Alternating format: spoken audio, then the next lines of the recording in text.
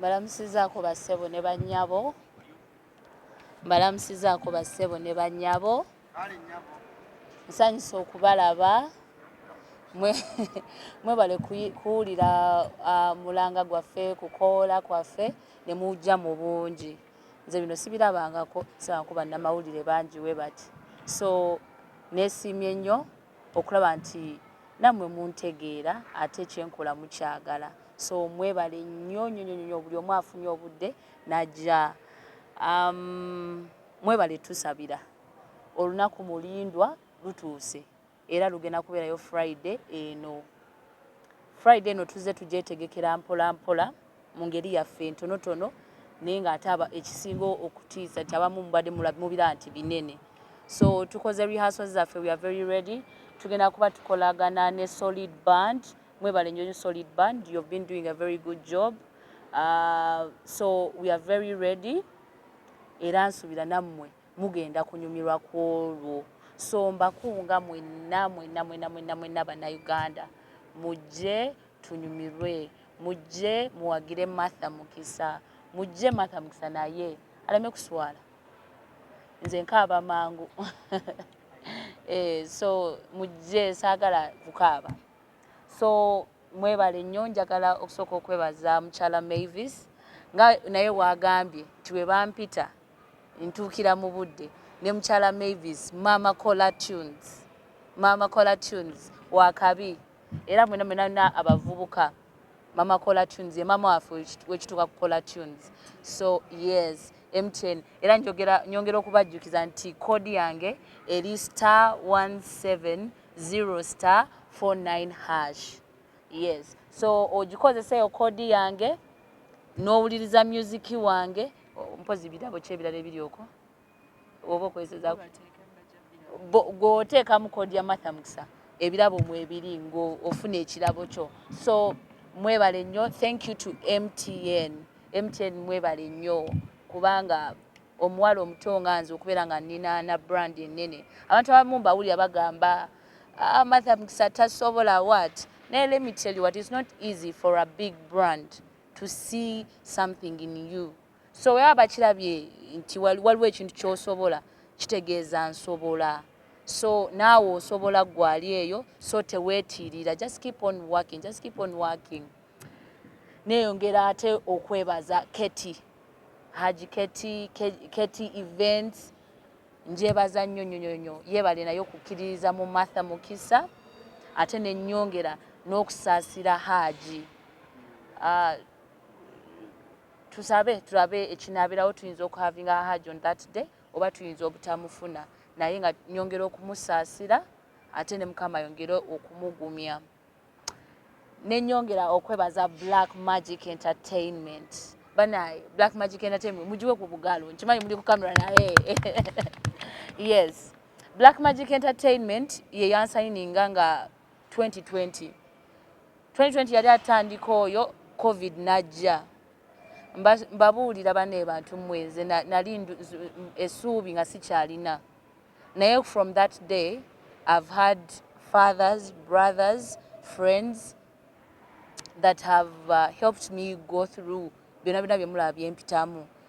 Bambuulirira, banfaako, nze mu COVID nali sijulwa naye nga sikola. I was not a performing artist. So thank you so much Black Magic Entertainment, to all my managers, to all the guys that move with me. Ngenze kushootinga wano, ngenze kugenda wa, ngenze wa. So thank you so much Black Magic. Nenebaza Black Magic Films, director Elivi Mugisa. Videos zonna ze mulaba director yabadde aziteekamu ki amaanyi ago n'olwa Martha Mukisa nga tired waddala. Neneyongera okwebaza ba producers bange bonna okutandikira ku Brand Beats, okudda ku Nesim, okudda ku bane ba producer bangi.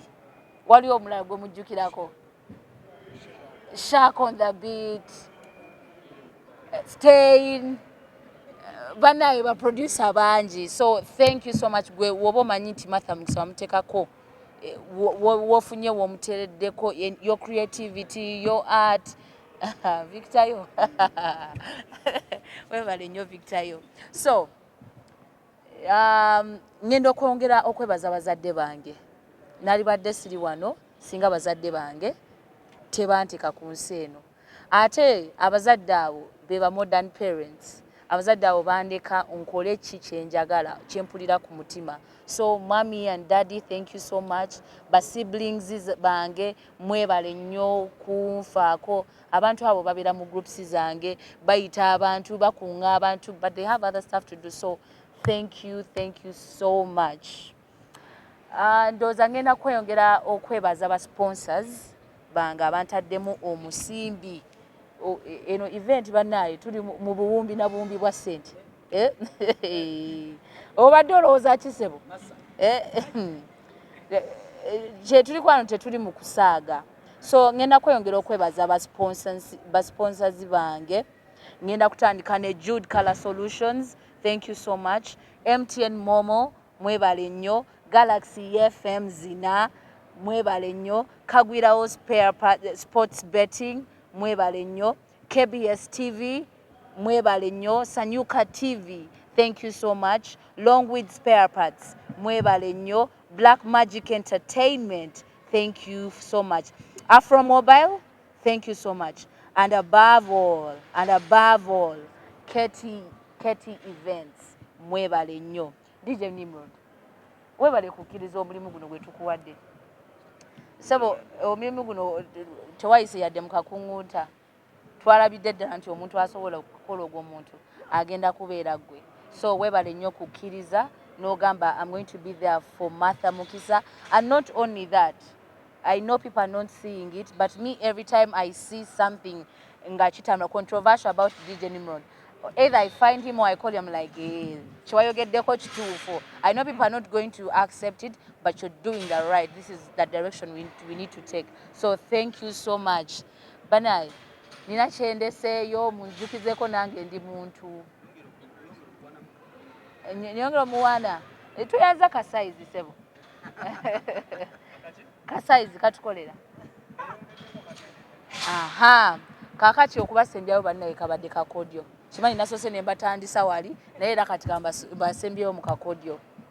Mwebale nnyo all media house representatives. I posted yesterday mbadde simanyi nti mugenda kujjawe muti mu bungi. Ate n'ekirala mwebale kunjagala. Nyingidde wano, but everyone is showing me like, oh Martha, we love you, like oli chali wange. So me I feel tutanya okugamba mbu bannamawulire tetosobola kubeera mukwano na bannamawulire. Naye nze ekituufu kambabuulire mikwano gyange mu industry abayongedde okumpushinga babadde mmwe. It's you people. Me, when I find you people, I'm very free with you. And you tell me, Martha, we would want to talk about this and netukayana oluusi netutuuka ku nzikiriziganya ate kyembeera nkoze ne mukikiriziganya nakyo. So mwebale nnyo bannamawulire, tubaagala nnyo. Mwebale kubeerawo for Martha ever since I started till now, until Friday, until forever. So thank you so much. Alpha Times, tukwebaza nnyo sebo. Webale nnyo omulimu gw'okola. I love you. Thank you.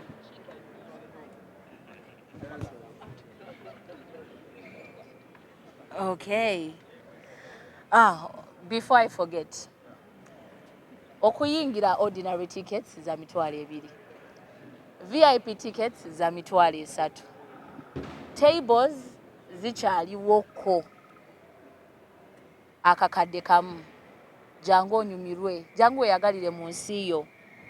Neeyongera okwebaza ba presenters. Mwebale nnyo kukola omulimu gwe mukolera eggwanga lyaffe. Tubaagala nnyo. Otherwise, omulungi amala nakola atya? Atazira muntu akola atya? Siyinza genda nga sebaziza bayimbi bannange. Awo wennyini nkooneewo nnyo drops ndoza mubadde muziraba. Tewali muyimbi atampadde drop. Tewali muyimbi atampadde moral support. Tewali muyimbi atampadde physical support. So thank you so much abayimbi bannange. Nebaza abayimbi abampadde collaborations ever since I started. Bayimbi abo tulinamu Victor Rose gwe natandikira ddala naye. Ninamu Eddie Kenzo, and I think abasinga mwena that was my mega hit, making over 7 million, you know, views on YouTube. So neyongera okwebaza baza webale nnyo nawe kumpa that collaboration, nenebaza Ziza Bafana, nenebaza mwami yawe Eddie yawe. So mwebale nnyo, mwebalire ddala nsiima. Oma Africana, he's the new guy on the block. Mumwerinde Oma Africana, he's the new guy on the block. And when we say Black Magic Entertainment, you know what is coming. So, eh? Okay, so thank you so much. I appreciate. Kyakubiri njagala tumenyereyo ko hits nga 3 z'olina waliwo eyabudde n'atugamba ngu mu bulamu olina hit emu ate nga kolabo njagala otukakasa nti olina hit eziwerako ekyokusatu n'avaayo n'avuma abakulwanirako ku ntalo n'agamba Mutula yali amanyike lwa nsonga ayingira mu ntalo z'abakazi. That's Kapa Cat. Njagala addressing issue ya Kapa Cat, then family family y'abayimbi nzeyi wange omutumulabako ku stage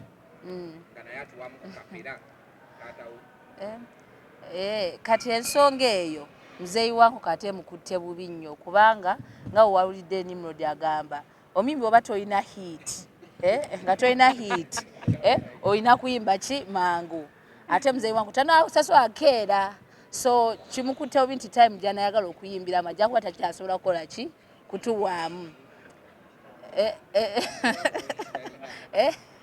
so nandisabye ko bazadde bange bajje banyumirwe Martha Mukisa, banyumirwe the performance, because this has been our dream together as a family. So that day they just want to enjoy their daughter. Ensonga ki endala sebo? Otumenyere kitolina actually kusadie bahaf omukakase kitolina Google, no, banange. Martha Mukisa is on Google. Take him Martha Mukisa. Oba je ku Friday. You know, oba tomanyi Martha Mukisa, go genda ku Google, take him Martha Mukisa. They're going to bring for you her playlist. Kuva we yatandikira to her EP, to her new latest song, Tonde Kakemebwa. Wanji sebo. Tenga lwaki nga ndi ku Google. Zomukazi omulamba. Bambita chanza ibani kolane kachumbali ekibuzo kyange kiri ku golo lunaku tunako concert oli mukyala mukiriza era olina ba followers bo bangi ba sayide tokitiddeemu nti abawagizi abasinga bajja kugende kuba naawe mukyala kala yakapakati tokikati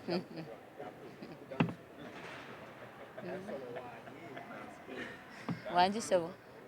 Katsoke na chiriwa. soke ekyokuti ekyakacumbali kije media house iya obagala mwagala Twagala kola research Okay. Ekisokera ddala nsubira tuli mu ebivulu byaffe biri in different areas, which is Atik. Ekiddako music tukola wanjawulo, which is Atik, oli gospel music. This is, I think, secular music, so which is also Atik. So I don't think we have any shared, you know.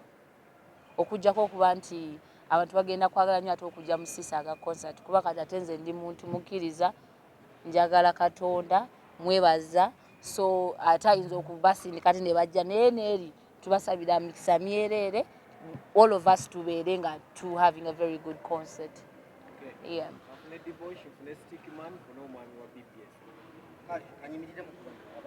Benina ennyimba nabo, they are coming through. Ekiddako mikwano gyange gyonna gwe ng'omanyi nti oli mukwano gwange. I expect you to come and enjoy the show. Abayimbi abamu, they are not even going to perform. Some of them have been calling me, Martha, I'm coming. I'm going to pay and come and watch the show. So Mabatulaba, some of them are going to be enjoying the show with you guys. So mbakoola mwena come, let us enjoy, because tomorrow is all about seeing Martha's growth and on Friday seeing Martha's growth and also enjoying the day. Ekirala mpozi kibadde ki? Okirabidde? Ne tuvumbeera.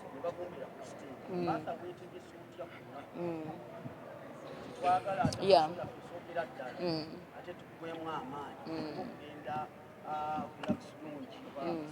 Yeah.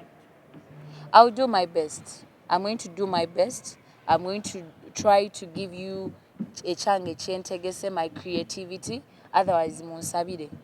Omuyimbi wamaleme kufuna bulwadde, omulimi wamaleme kukola ki, munsabire kuba nange ndi muntu. Anything can happen, you know.